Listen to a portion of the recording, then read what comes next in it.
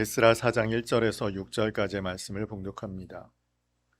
사로잡혔던 자들의 자손이 이스라엘의 하나님 여호와의 성전을 건축한다 함을 유다와 베냐민의 대적이 듣고 수룹바벨과 족장들에게 나와 이르되 우리도 너희와 함께 건축하게 하라. 우리도 너희같이 너희 하나님을 찾노라.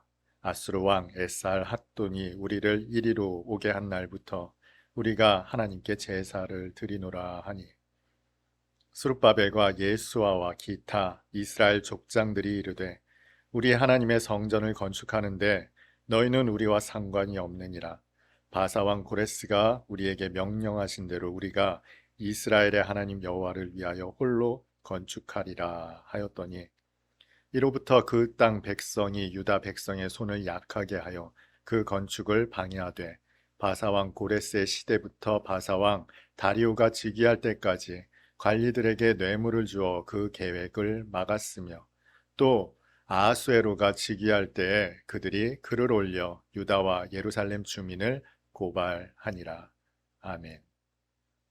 논산훈련소에는 기독교의 자랑거리가 한 가지 있습니다. 연무대 교회입니다. 훈련소로 배치를 받고 2주차 즈음이 되면 비로소 연무대 교회에 갈 수 있습니다. 한 번쯤은 들어보셨을 만한 그 유명한 연무대 교회 실로암을 부르면 모든 병사들이 다 일어납니다. 마치 이곳은 천국이요 하나님의 나라라는 듯이 모든 장병들이 박수를 치며 노래를 부릅니다. 어두운 밤에 캄캄한 밤에 새벽을 찾아 떠난다. 그 다음 가사는 그런데 우리가 아는 가사와 다르죠. 훈련은 전투다 각계 전투. 아마 영상으로라도 한 번쯤은 보셨을 예배 광경은 참 감동적입니다. 많은 사람들이 모여서 노래도 부르고 기도도 드립니다. 기도 끝에는 한 목소리로 아멘 합니다. 물론 목사님께서 설교도 하십니다. 그 광경을 보고 있노라면 참 아름다운 예배처럼 보입니다. 그러나 모두가 예배를 드리는 것은 아닙니다. 거기에는 예배를 드리는 예배자들도 있습니다만 초코파이를 보고 찾아온 참가자들도 있습니다. 제가 딱히 편가르려고 하는 것은 아닙니다만 그것이 눈에 보이는 것이 인간의 본성적인 특징이 아닌가 싶습니다. 인간은 본성적으로 편가르기를 좋아하는 것 같습니다. 사도 요한이 예수께 나와서 마치 자랑하듯 보고하는 내용이 한 가지 있습니다. 마가복음 9장입니다. 예수님을 따르지 않는 어떤 사람이 예수님의 이름으로 귀신을 쫓아내는 장면을 보고 우리를 따르지 않으므로 금하였습니다 라고 예수님께 보고합니다. 그러자 예수께서 말씀하십니다. 우리를 반대하지 않는 자는 우리를 위하는 자다. 우리는 본성적으로 구분하는 것을 좋아하는 것 같은데 예수께서는 대단히 관대하신 것처럼 보이죠. 그러나 우리는 구약 성경에서도 구별됨을 대단히 중요한 가치로 여기고 있음을 익숙하게 알고 있습니다. 이스라엘 선민과 이방인들을 구별하고 절기와 때와 장소와 예물과 하나님의 성전을 성막을 회막을 만드는 재료를 구별하는 것에 대해서 대단히 익숙합니다. 구약 성경을 살펴보면 온통 구별됨으로 나타나는 것 같습니다. 그리고 이 구별됨을 우리는 거룩이라고 배워왔습니다. 그래서 세상으로부터 사망으로부터 이끌어내어 구별된 자들을 일컬어 교회라고 배우지 않았습니까? 그런데 생각보다 구약 성경에도 구별됨에 있어서 대단히 관대하다는 사실을 알 수 있습니다. 성경에 욥이라는 인물 잘 아시죠? 이 욥이라는 인물이 이스라엘 사람이 아닙니다. 에돔 사람입니다. 이스라엘 정탐꾼을 구해준 라합은 어떻습니까? 예수님의 족보에도 올라가 있는 라합 역시 여리고 사람이었죠. 룻은 어떻습니까? 모압 여인이었습니다. 다윗의 용사 우리아 역시도 헷 사람이었습니다. 다윗을 따랐던 수많은 용사들은 그 출신이 이방인들이 대단히 많다는 것을 알 수 있었습니다. 하나님께 드리는 예물은 흠없고 순전한 것을 하나님께 드리는 것을 기뻐하신다 우리는 이렇게 알고 있습니다. 그러나 하나님께 드리는 예물 가운데 자원 예물 중에는 그 지체가 더하거나 덜한 것도 드릴 수 있습니다. 흠없고 순전한 것만 하나님께 드릴 수 있는 줄 알았더니 꼭 그런 것만도 아니었습니다. 사마리아 여자가 예수께 질문합니다. 우리 조상들은 이 산에서 예배를 드렸습니다. 물론 이 산은 예루살렘 성전이 있는 산이 아니죠. 그런데 당신들은 예루살렘에서 예배를 드려야 한다 하니 무엇이 맞습니까? 예수께 질문하자 예수님께서는 이렇게 답하시죠. 이 산도 말고 예루살렘도 말고 예배할 때가 이를 것이다. 그때 너는 영과 진리로 예배를 드려라. 우리는 구별하는 것, 구분되는 것을 대단히 중요하게 생각해 왔습니다만 성경 곳곳에는 그 구별됨보다 더 중요하게 여기는 가치가 있는 것 같습니다. 그것에 따라 사람들은 하나님께 예배드렸고 또 하나님께 나올 수 있었으며 하나님의 구원은 그래서 이스라엘을 넘어 오늘 예배드리는 저와 여러분에게까지 이르게 된 것이죠.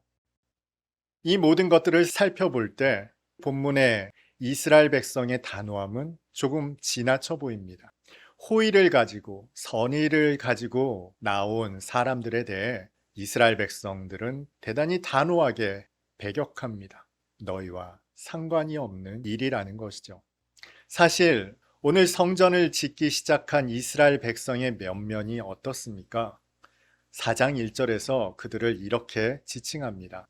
사로잡혔던 자들의 자손.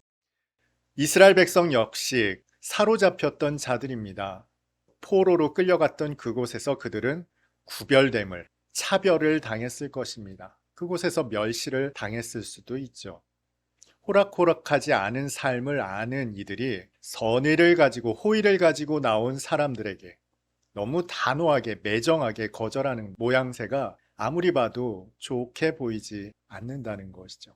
그런데 이스라엘 백성은 성전 짓겠다고 함께 거들겠다고 나온 사람들을 단호하게 거절합니다. 그 본문을 조금 살펴봅니다. 4장 2절을 주목해 보겠습니다. 스룹바벨과 족장들에게 나와 이르되 우리도 너희와 함께 건축하게 하라. 우리도 너희와 함께 건축하겠다는 것입니다. 함께 하겠다는 것이 무슨 말입니까? 너희와 의도와 목적이 같다는 뜻이죠.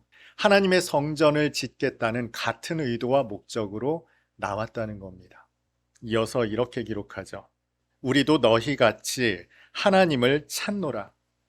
우리가 찾는 하나님이나 너희가 위하여 성전을 짓는 하나님이 같은 하나님이라는 것입니다. 이들은 아수르 왕 에사라돈이 우리를 이리로 오게 한 날부터 우리가 하나님께 제사를 드려왔다라고 이야기합니다. 이렇게 같은 하나님을 섬겨온 것이 어제 오늘의 일이 아니라는 것이죠. 그 지속성을 이야기합니다. 어떻습니까? 이쯤 되면 이들의 진심이 느껴지기도 합니다. 이들이 성전을 함께 짓노라 하는 것이 그냥 하는 말이 아니구나. 진정성이 엿보이는구나 생각할 수 있습니다. 그런데도 불구하고 이스라엘 백성들은 단호하게 거절하죠. 무하나리만큼 단호하게 말합니다. 너희와 상관없는 일이다. 여러분 도대체 이것을 어떻게 이해해야 할까요? 우리 대한민국은 여러 나라와 동맹을 맺고 있습니다. 가장 대표적인 동맹이 미국입니다. 미국과는 그래서 한미 방위조약을 맺었습니다. 우리나라에 다른 나라가 침략을 하면 미국은 자동적으로 전쟁에 개입합니다. 마찬가지로 미국의 전쟁이 나면 우리나라도 자동적으로 개입하게 된다는 뜻입니다.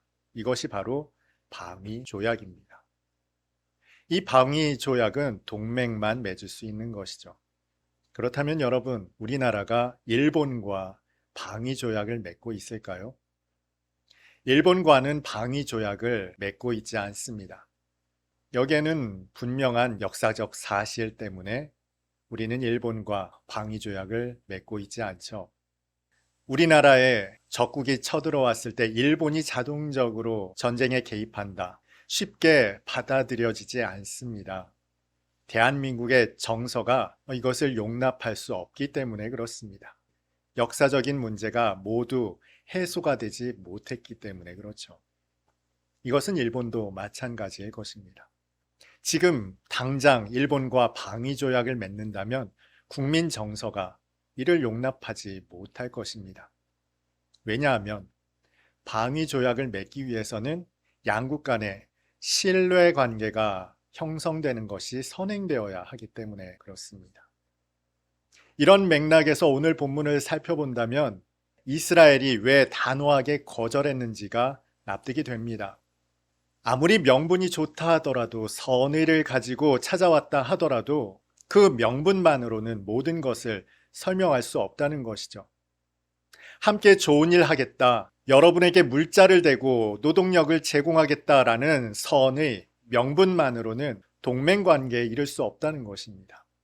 그래서 오늘 본문에는 1절에 먼저 그것을 명확하게 이야기하고 있습니다. 4장 1절입니다. 사로잡혔던 자들의 자손이 이스라엘의 하나님 여호와의 성전을 건축한다 함을 유다와 베냐민의 대적이 듣고. 선의를 베풀겠다는 사람들은 대적이었습니다. 그 대적이 선의를 베풀겠다는데 호락호락하게 용인할 수가 없는 것이죠. 그래서 이스라엘 백성은 단호하게 너희와 상관없는 일이다, 너희들은 돌아가라, 거절했던 것이죠. 여러분, 그러면 대적인지 아닌지 어떻게 구분할 수 있을까요? 살아가면서 가장 많이 싸우는 대상이 누굽니까? 나의 아내이거나 혹은 남편입니다. 혹은 나의 부모님과 나의 자식입니다. 부모 자식 간에 가장 많이 다투고 아내와 남편 간에 가장 많이 다투죠. 그런데 여러분, 다퉜다고 해서 갈라서지는 않습니다. 아내가 남편이 서로 다퉜다고 해서 사고가 났을 때 그 아내를, 남편을 나몰라라 하는 부분은 없습니다. 가장 먼저 적극적으로 달려와서 괜찮으냐, 그리고 그 사태를 수습하는 것이 가족이죠. 같은 편입니다. 같은 편이라는 것은, 동맹이라는 것은 바로 그것입니다. 만약 이 대적들이 진정한 동료였다면, 동맹이었다면 이 싫은 소리를 들었다고 해서 돌아서지는 않았을 겁니다. 어쨌건 물심양면으로 도울 생각을 했을 것입니다. 그리고 그 성전이 완공되었을 때 함께 예배드리는데 동참했을 것입니다. 그리고 진정한 동맹이었다면 이스라엘도 예배 자리에 나온 그들을 물리치지 않았을 겁니다. 그러나 오늘 본문은 분명하게 그것을 언급하고 있죠. 4절 말씀입니다. 이로부터 그 땅 백성이 유다 백성의 손을 약하게 하여 그 건축을 방해하되. 거절하는 말 들었다고, 싫은 소리 들었다고 바로 돌아서는 것이 대적입니다. 이들은 처음부터 대적이었습니다. 그러나 그것을 감추고 선의를 베푸는 양 이스라엘 백성들에게 나왔을 뿐이죠. 그것을 간파했던 이스라엘. 그래서 오늘 본문은 적군인지 아군인지를 지혜롭게 분별합시다, 이것이 결론일까요? 여러분, 그렇게 보기에는 오늘 본문은 조금 독특한 측면이 있습니다. 1절에서 이스라엘 백성은 그들에게 나오는 자들이 어떤 자들인지를 이미 간파하고 있었습니다. 이미 대적임을 분별하고 있었습니다. 분별은 목적이 아니라는 것이죠. 그럼 오늘 본문을 어떻게 살펴보아야 할까요? 여러분, 이 대적이 어떤 모양새로 나왔는지 2절을 다시 한번 주의 깊게 살펴보아야 합니다. 스룹바벨과 족장들에게 나와 이르되 우리도 너희와 함께 건축하게 하라. 대적이 이렇게 말합니다. 우리도 너희와 함께.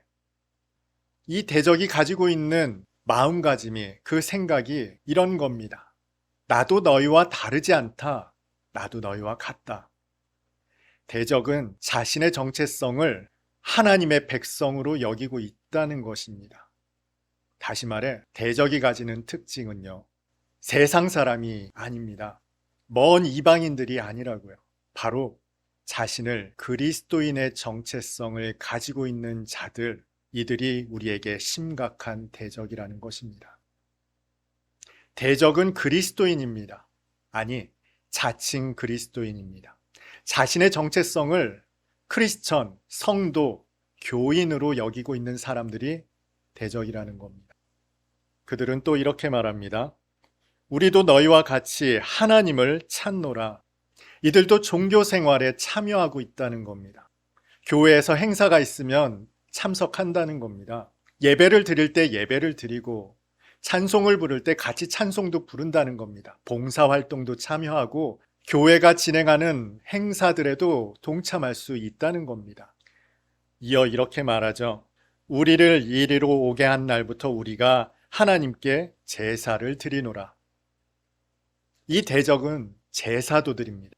하나님께 예배를 드린다? 이것은 한 걸음 더 나아가서 자신들이 중요하게 여기는 가치를 투입하고 있다는 겁니다. 여러분, 구약의 제사가 어떤 제사였습니까? 오늘날 우리가 드리는 예배와 다르죠.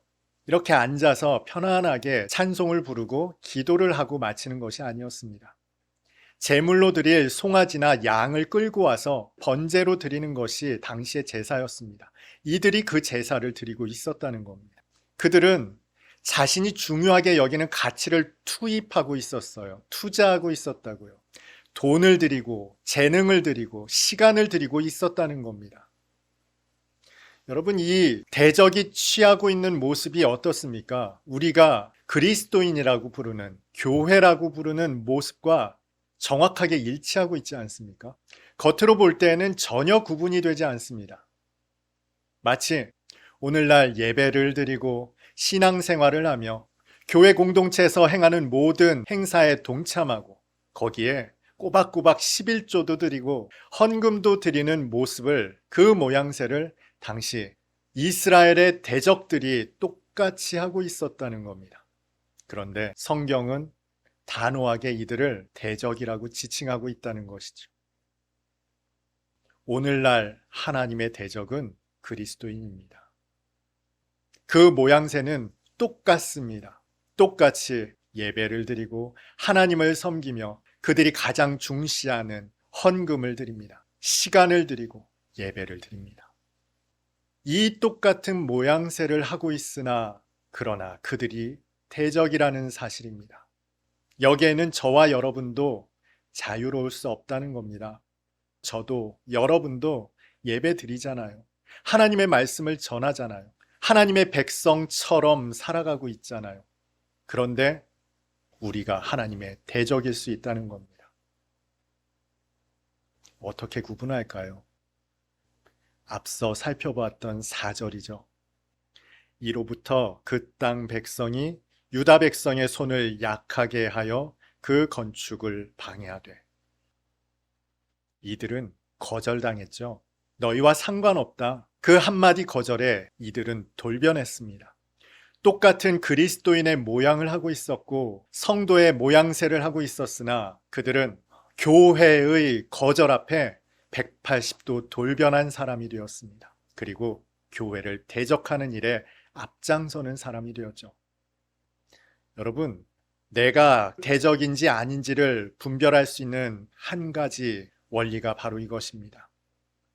하나님께서 저와 여러분을 책망하실 때, 하나님께서 저와 여러분의 죄악을 들춰내실 때, 나의 자존심이 상하고 내가 모멸감을 느낄 만한 그 순간에 내가 돌아서서 하나님의 교회를 멸시한다면, 그 말씀 받아들이기를 거절하고 배역한다면, 나는 모양은 하나님의 백성인 듯 하지만, 하나님의 자녀인 듯 하지만 오히려 하나님을 대적하는 자들이라는 것입니다. 다시 한번 말씀드립니다. 하나님의 대적은 외부에 있지 않습니다. 교회 안에 있습니다. 그리고 바로 내가 하나님의 대적일 가능성이 농후하다는 것입니다. 신실한 척, 거룩한 척, 하나님을 잘 섬기는 척 하는 사람일수록 하나님의 대적일 가능성이 너무 높습니다. 오늘 본문이 바로 그것을 입증합니다. 이것은 목사라고 예외가 될 수 없습니다. 직분이 그것을 대변할 수 없다고요. 하나님의 말씀 앞에 정직할 수 없다면, 그 찌르는 듯한 주의 말씀 앞에 여러분이 순전할 수 없다면, 거부감이 든다면, 화가 난다면, 대적한다면 여러분 내가 바로 하나님의 대적이라는 것이죠. 우리는 늘 하나님의 편에 서 있으려고만 합니다. 그래서 나를 열외시킵니다. 나는 하나님의 백성, 너는 하나님의 백성이 아닐 수도 있어.